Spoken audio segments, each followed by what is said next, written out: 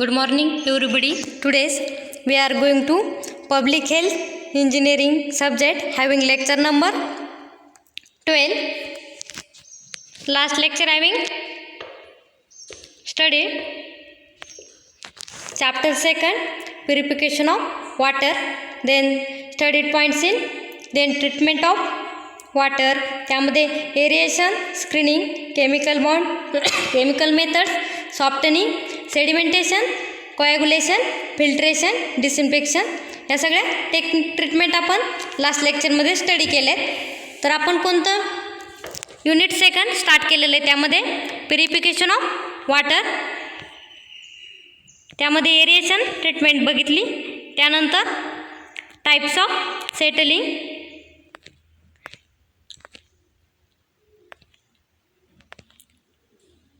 And long rectangular settling basin हे point आपण last लेक्चरमध्ये स्टडी केलेले आहे. त्यानंतर आजच्या लेक्चरमध्ये आपल्याला कोणता पॉईंट बघायचा आहे, तर weir overflow rates. Weir overflow rates हा पॉईंट आपल्याला स्टार्ट करायचा आहे. त्यामध्ये बघा, then large weir overflow rates result in excessive velocity at the outlet. This velocity extended backward into the settling zones causes particles and focus to be drawn into the outlet, where loadings are generally used up to 300 meters cube. It may be necessary to provide special inboard wear designs as shown to lower the wear overflow rates.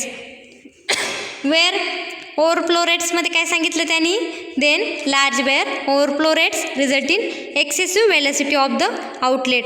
आपण बघितलं बघा last लेक्चरमध्ये outlet and inlet device याबद्दल बघितली आपण माहिती. त्यानंतर त्यांनी सांगितलं जे काही लार्ज वेअर ओव्हरफ्लो रेट्स आहे त्यामध्ये आउटलेट बसवलेलं असतात, त्यामध्ये एक्सेसिव्ह वेलॉसिटी, त्याचा रेट कसा असतो, वेलॉसिटीचा rate, then excessive rate, then velocity extended backward into the settling zone causes particles and flocs be drawn into the outlet. तर velocity extend background into ज्यामध्ये काही settling zone बसवलेले असतात weir overflow रेट्समध्ये, then causes particles and flows drawn to into the outlet. त्या outlet सिस्टीममधून ते particles draw केले जातात, म्हणजे त्यामधून आउटलेट सिस्टीममधून ते पार्टिकल्स बाहेर काढले जातात. कशाच्या मार्फत, सेटलिंग झोनच्या साहाय्याने. Then weir loading are generally use up to 300 metres cubes. तर त्याचा लोडिंगचा रेट काय आहे, 300 metres cubes. It may be necessary to provide special inboard weir design as shown to lower the weir overflow rates.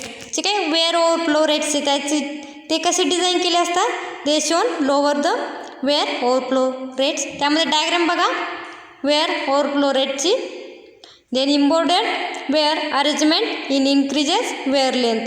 यामध्ये डायग्राममध्ये दाखवले त्यांनी आपण जे काही बेसिक यूज करणार त्यामध्ये त्याची लेंथ कशा प्रकारे आपण इन्क्रीज करू शकतो ते आपल्याला या पॉईंटमध्ये स्टडी करायचे. कोणत्या, inboard weir arrangement to increases weir length. तर आपण लास्ट लेक्चरमध्ये बेसिनमध्ये कोणता टाईप बघितला होता, लॉंग रेक्टँग्युलर सेटलिंग बेसिन बघितला होता. त्यामध्ये काय बघितलं होतं, the long rectangular basins are hydraulically more stable and flow control for large volumes is easier with this configuration.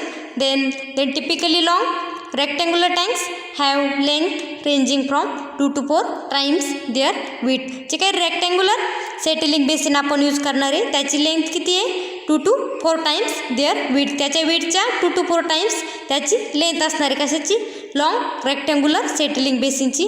Then this bottoms is slightly sloped to facilities sludge scraping, a slow moving mechanical sludge scraper continuously pulls the settled material into sludge hopper from where it is pumped out periodically. तर long rectangular settling basin हा point आपण last लेक्चरमध्ये study केला. त्यामध्ये त्याची length किती असते, तो कशा प्रकारे अरेंज केलेला असतो ते आपण बघितलं. तर त्यामध्ये आजच्या लेक्चरमध्ये आपल्याला सर्क्युलर बेसिन्स हा टाईप बघायचा आहे. तर या डायग्राममध्ये बघा लॉंग रेक्टँग्युलर बेसिन आपल्याला बघायला भेटतात. त्यानंतर सर्क्युलर बेसिन बघा.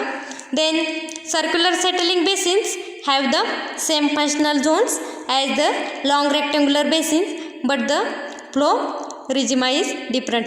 आपण बघितलं बघा लॉंग रेक्टँग्युलर बेसिनमध्ये जे काही वेगवेगळे झोन यूज केले जातात. कोणकोणते झोन बघितले होते आपण त्यामध्ये. Then inlet zone, settling zone, outlet zone, sludge zone हे काही वेगवेगळे झोन बसवलेले असतात लॉंग रेक्टँग्युलर बेसिनमध्ये. तेच झोन हे सर्क्युलर बेसिन सिस्टीममध्ये यूज केले जातात, परंतु त्यामध्ये झोन सेम यूज केले जातात, परंतु जे काही त्यामध्ये फ्लो रिजिम आहे तो डिफरंट यूज केला जातो. कशात? सर्क्युलर बेसिनमध्ये आणि लॉंग रेक्टँग्युलर बेसिनमध्ये. दोघांमध्ये जो काही फ्लो रिजिम आहे तो वेगवेगळा त्यामध्ये फिट केलेला असतो. Then but flow regime is different in circular basins and long rectangular basins. When the flow enters at the centers and it's baffled to flow radially towards the perimeters. Then horizontal velocity of the water is continuously decreasing as the distance from the centers increases. तर त्यामध्ये काय सांगितलं त्यांनी. Then ते काय flow regime आपण त्यामध्ये सेंटरला फिट करणार आहे. त्यामध्ये then buffer to flow radially towards perimeters. The horizontal velocity of water is continuously decreasing as the distance from centre increases. त्यामध्ये त्यांनी काय सांगितलं ती काय व्हॅलोसिटी यूज करणार आहे आपण त्यामध्ये. देन डिक्रीजिंग द व्हॅलोसिटी, त्या व्हॅलोसिटी त्यामध्ये डिक्रीज केली जाते. Then distance from the centre increases, त्यामुळे सेंटरचं डिस्टन्स कसं इन्क्रीज केलं जातं. Thus the particles path is circular basin is a parabola as opposed to the straight line path in the long rectangular tank. जे काही long rectangular टँकमध्ये बघितलं आपण त्यामध्ये जे काही पार्टिकल्स पाथ आहे कसे सर्क्युलर बेसिनपेक्षा कसे ते स्ट्रेट लाईनमध्ये त्यामध्ये अरेंज केलेले कशात लॉंग रेक्टँग्युलर टँकमध्ये. Then sludge removal mechanism in circular tanks are simpler and requires less maintenance. जे सर्क्युलर बेसिनमध्ये जे काही स्लज रिमूव्ह केले जातात. स्लज म्हणजे जे काही रॉ मटेरियल त्या टँकमध्ये बॉटमला साचलेले असतात ते यामध्ये आउटलेट सिस्टीमच्या साहाय्याने ते रिमूव्ह केले जातात. The sludge removal mechanism in circular tanks are simpler and require less maintenance. अशा प्रकारे सर्क्युलर बेसिन हा पॉईंट आपण बघितला. त्यामध्ये कोणकोणते झोन यूज केले जातात, त्याचप्रमाणे रिजिमा फ्लो रिजिमा कशा टाईपचं आहे ते आपण यामध्ये बघितलं. त्यानंतर त्याची जो काही सर्क्युलर बेसिन आहे ते कशाप्रकारे डिझाईन केलं जातं त्याची डिटेल बघायची आपल्याला. काय बघायचं आता. Design in details circular basin. त्यामध्ये बघा then detention period for the plain sedimentation 3 to 4 hours and for coagulated sedimentation 2 to 2.5 hours. तर त्यामध्ये डिटेन्शन पिरियड म्हणजे ते कोणत्या पिरियडमध्ये कोणत्या टाईममध्ये ते कार्य करते. त्यामध्ये बघा फॉर प्लेन सेडिमेंटेशन जे काही सेडिमेंटेशन टाईम पॉईंट बघितला आपण त्यामध्ये ते circular basin 3 to 4 hours work करते. त्यानंतर कोॲग्युलेटेड सेडिमेंटेशन सिस्टीममध्ये 2 to 2.5 hours ते वर्क करते. कोण डिझाईन त्या सर्क्युलर बेसिन. त्यानंतर नेक्स्ट पॉईंट बघा velocity of flow. Then velocity of flow between not greater than 30 cm/min in horizontal flow. Velocity कशी त्याची ती 30 cm/पेक्षा जास्त नसते, तर ती 30 cm आतमध्ये असते त्याची वेलोसिटी ऑफ फ्लो, वेलोसिटीचा रेट. त्यानंतर नेक्स्ट पॉईंट आहे टँक डायमेन्शन. तर टँक डायमेन्शनमध्ये काय सांगितलं त्यांनी. Then LB is equal to 3 to 5:1. त्याचा रेशिओ कसा आहे टँक डायमेन्शनचा 5:1 रेशिओ आहे त्यामध्ये यूज केलेला आहे टँक डायमेन्शनमध्ये. त्यानंतर generally L is equal to 30 cm in common. तर एलची लेंथ कशी आहे 30 मीटर्स ही कॉमन लेंथ आहे त्यामध्ये. त्यानंतर मॅक्झिमम किती आहे 10 मीटर्स. अँड त्यामध्ये ब्रेथ किती आहे 6 to 10 metres. Then circular diameters not greater than 60 metres, generally 20 to 40 metres. Tank डायमेन्शनमध्ये काय सांगितलं त्यांनी, त्याची लेंथ किती आहे, the length having 30 metres is common and maximum is 100 metres. And breadth काय त्याची 6 metre to 10 metres. And diameter काय त्याची then greater than 60 metre. They do not have greater than 60 metre. त्यानंतर जनरली 20 to 40 मीटर्स ही त्याची diameter असते tank डायमेन्शनची circular बेसिनची. त्यानंतर depth बघा. Then depth having circular basin is 2.5 to 5.0 metres किंवा 3 metres या रेंजमध्ये त्याची डेप्थ असते. त्यानंतर surface overflow rates. In surface overflow rate between for plain sedimentation 12,000 to 18,000 liters per decameters square. Tank area for the thoroughly floculated water 24,000 to 30,000 liters per decameters per meter square tank area. त्यानंतर त्याचा slope बघा. Slopes having rectangular 1% toward inlet and circular is 8%. आपण जे काही दोन टाईपचे basin बघतो, rectangular and circular basin, तर त्यामध्ये रेक्टँग्युलर बेसिनचा स्लोप कसा आहे, the slope having rectangular then 1% and towards जे काही इनलेट सिस्टीमचा इनलेट सिस्टीम बसवलेली असते रेक्टँग्युलर टाईपमध्ये. त्यानंतर सर्क्युलर बेसिनमध्ये त्याचा स्लोप्स कसा आहे 8%. तर अशा प्रकारे डिझाईन डिटेल्समध्ये आपण त्यामध्ये काय काय बघितलं, त्याची लेंथ, त्यानंतर breadth, depth, then surface overflow rates and slopes, detention periods and velocity of flow हे कशा टाईपचे आहे आणि कोणकोणत्या बेसिनमध्ये कशा प्रकारे ते कार्य करते ते आपण बघितलं. कशा डिझाईन डिटेल्समध्ये या पॉईंटमध्ये आपण circular basin and long rectangular बेसिनचे डिझाईन मटेरियल बघितले. त्यानंतर नेक्स्ट पॉईंट बघायचा आपल्याला सेडिमेंटेशन टँक डिझाईन. ते काही सेडिमेंटेशन टँक यूज करणार आहे आपण सेटलिंग सिस्टीममध्ये ट्रीटमेंटमध्ये. तर ते टँक कशा प्रकारे डिझाईन केलेले ते बघा. Then problems designs. हे rectangular sedimentation tank to treat 2.4 million litres of raw waters per day. तर त्यामध्ये रेक्टँग्युलर सेडिमेंटेशन टँकमध्ये 2.4 मिलियन लिटर्स हे वॉटर त्यामध्ये आपण ठेवू शकतो. कशात सेडिमेंटेशन टँकमध्ये. Then detention period may be assume to be 3 hours. त्याचा पिरियड्स काय, त्याचं टायमिंग काय, देन 3 hours 3 तास ते कार्य करते कोण sedimentation tank. Then solution. Then draw water flow per day is 2.4 into 10⁶ liters. Detention period is 3 hours. Volume of tank is flow into detention period. तर फ्लो काय यामध्ये 2.4 into 10⁻³ इंटू डिटेन्शन पिरियड काय 3 to 24 एका तासाला 3 hour. तर 24 पैकी 3 hours काय त्याचा detention period. Then is equal to 300 metres cube. तर व्हॅल्यूम टँकचा व्हॅल्यूम्स काय 300 मीटर्स क्यूब. त्यानंतर अजून डेप्थ ऑफ टँक काय is equal to 3 metres.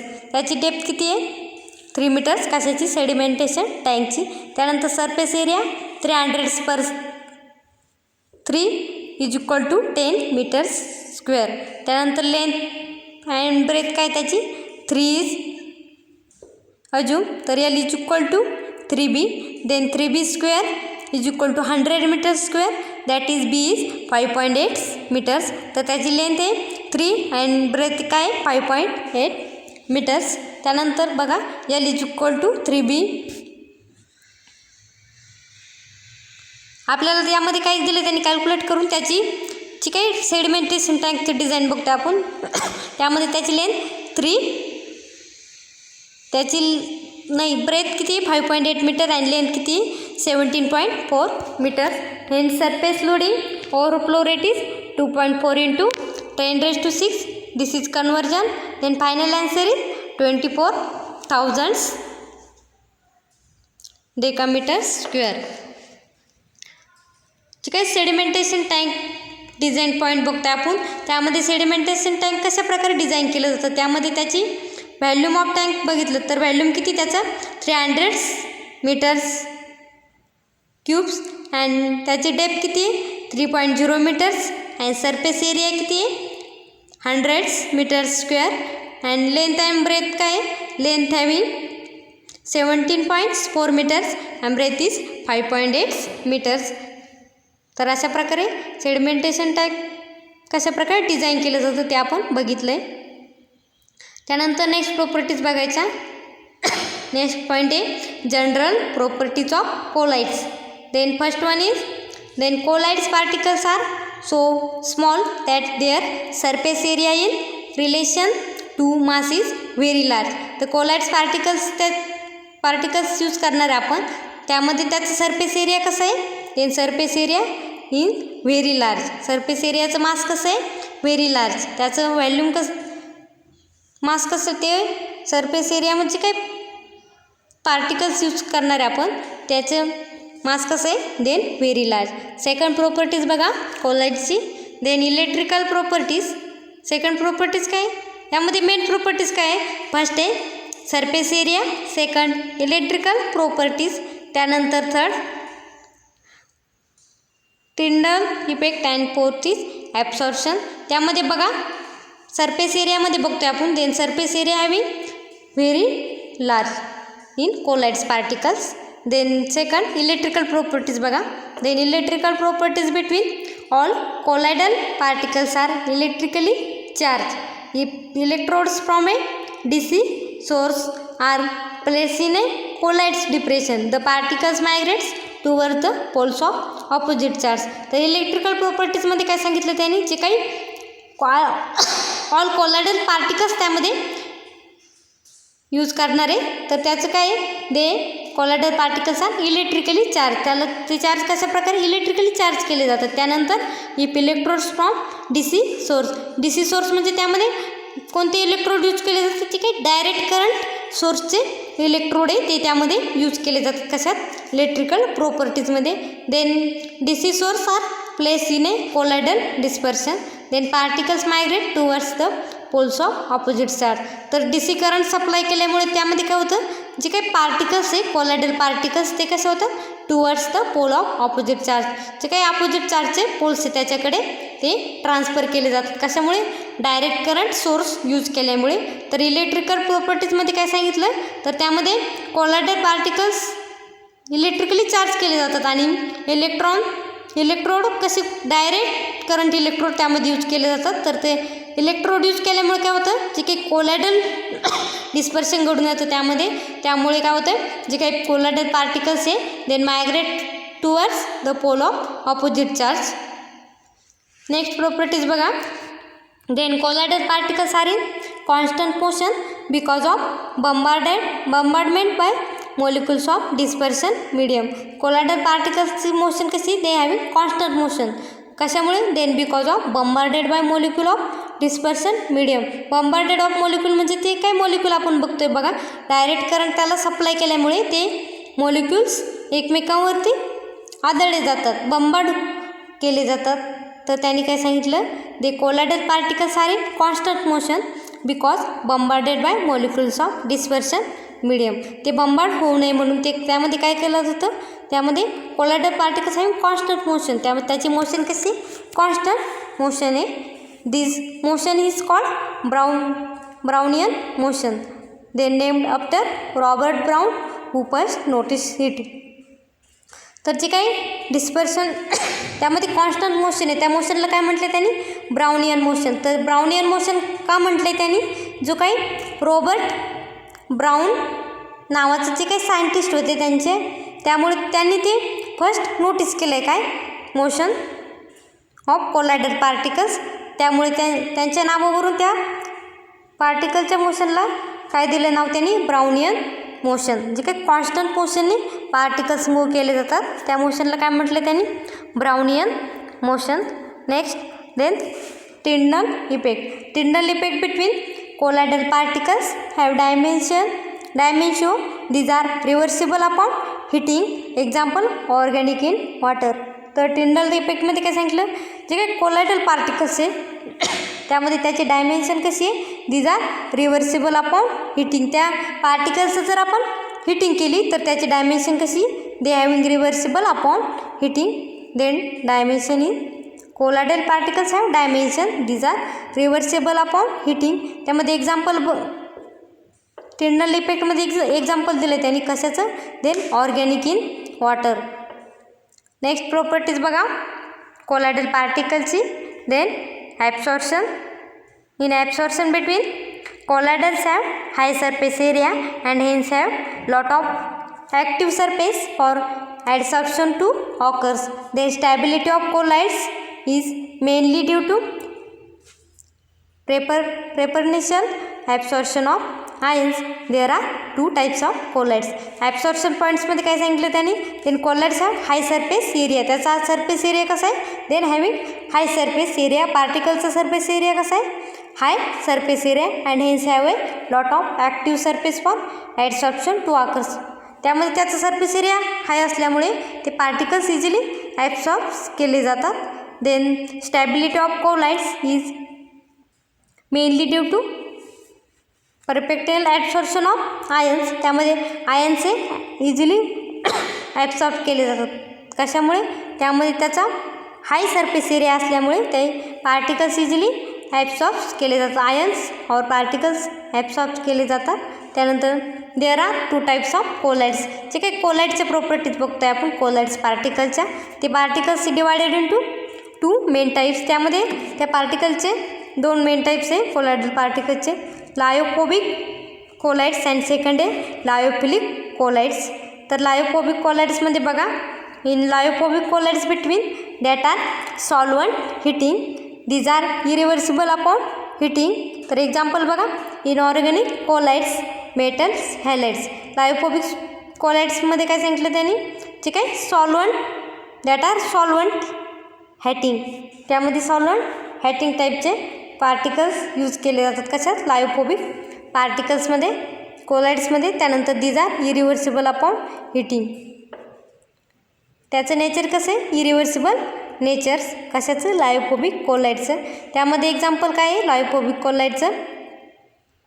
Then inorganic colloids, in metals, halides. हे काही एक्झाम्पल कशाचे, लायोफोबिक कोलाइडचे. लायोफोबिक. त्यानंतर लायोफिलिक कोलाइड्स हा नेक्स्ट पॉईंट बघायचा आपल्याला कोलाइडचा.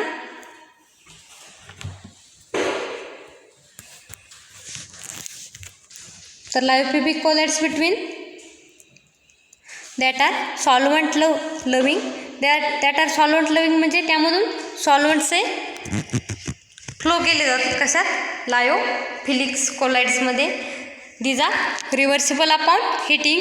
त्यामध्ये एक्झाम्पल ऑर्गॅनिक्स इन वॉटर्स. तर जे काही कोलाइड्सचे मेन टाईप्स आहे, लायोफिलिक कोलाइड्स आहे, लायोफिलिक कोलाइड्स. तर लायोफिलिक कोलाइड्समध्ये काय सांगितलं त्यांनी, that are solvent hating. And लायोफिलिकमध्ये काय सांगितलं, दॅट आर सॉल्वंट लविंग. त्यामध्ये दोघांमध्ये डिफरन्स आहे बघा, लायोफोबिकमध्ये सॉल्वंट हॅटिंग अँड लायोफिलिकमध्ये सॉल्वंट लविंग. त्यानंतर लायोफोबिकमध्ये these are irreversible upon heating and लायोफिलिकमध्ये these are reversible upon heating. तर यामध्ये लायोफोबिकमध्ये इरिव्हर्सिबल हिटिंग अँड लायोफिलिकमध्ये रिव्हर्सिबल हिटिंग, हे लक्षात ठेवायचे. त्यामध्ये लायोफोबिकचं एक्झाम्पल काय आहे, then inorganic colloids or metals, halides. And lyophilic कोलाइड्सचे एक्झाम्पल ऑर्गॅनिक्स इन वॉटर्स. तर अशा प्रकारे जनरल प्रॉपर्टीज ऑफ कोलाइड्समध्ये आपण काय काय बघितलं, त्यामध्ये त्याचा सरफेस एरिया, त्यानंतर इलेक्ट्रिकल प्रॉपर्टीज, त्यानंतर टिंडल इफेक्ट अँड ॲडसॉर्प्शन हे पॉईंट डिटेल स्टडी केले. त्यानंतर लायोफिलिक अँड लायोफोबिक कोलाइड्स हे दोन मेन टाईप्स बघितले.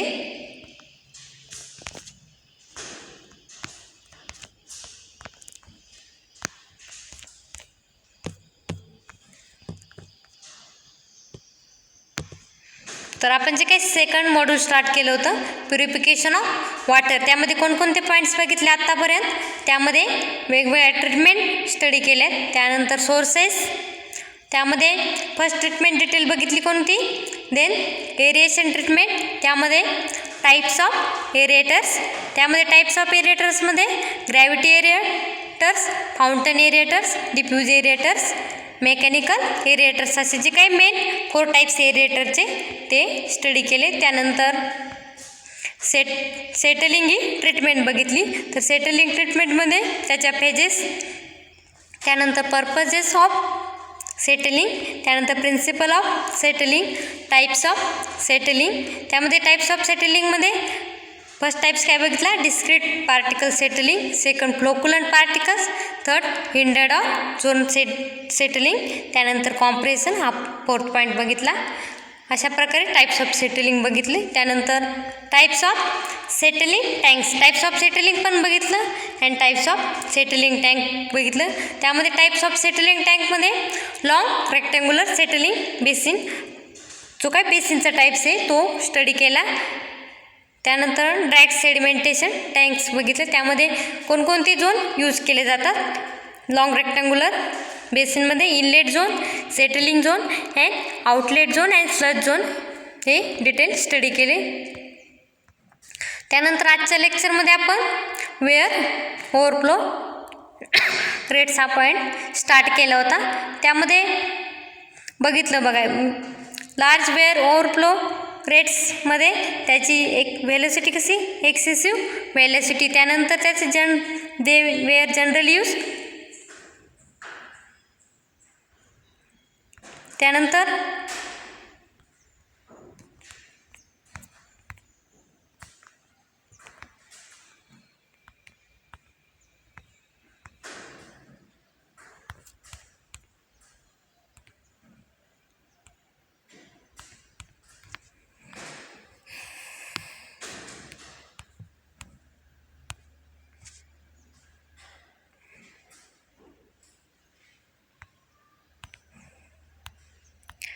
लॉंग रेक्टँग्युलर बेसिन हा पॉईंट स्टडी केला. त्यानंतर सर्क्युलर बेसिन हा सेकंड पॉईंट्स बघितला.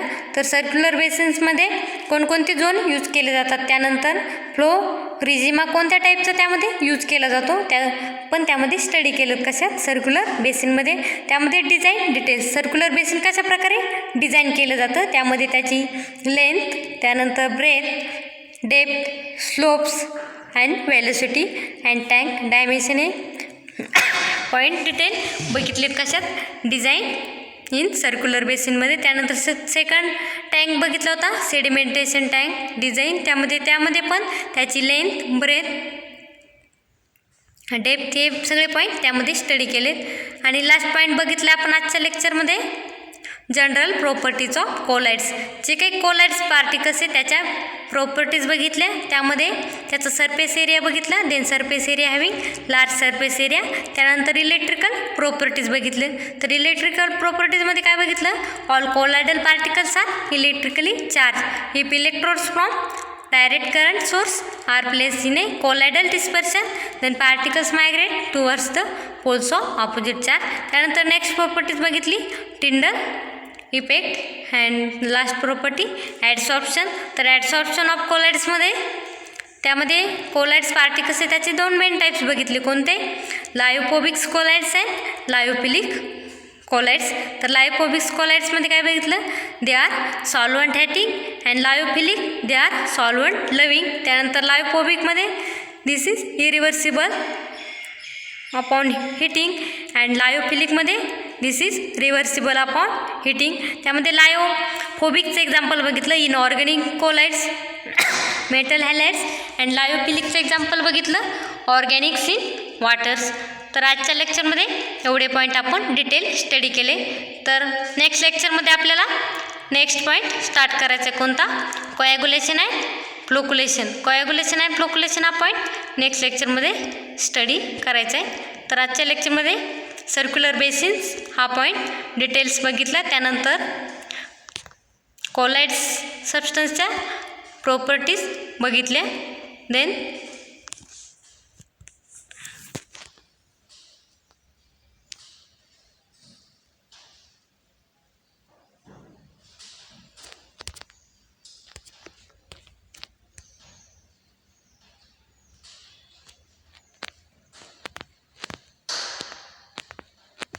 तर नेक्स्ट लेक्चरमध्ये आपल्याला नेक्स्ट पॉईंट स्टार्ट करायचा आहे. देन टुडेज लेक्चर आहे फिनिश.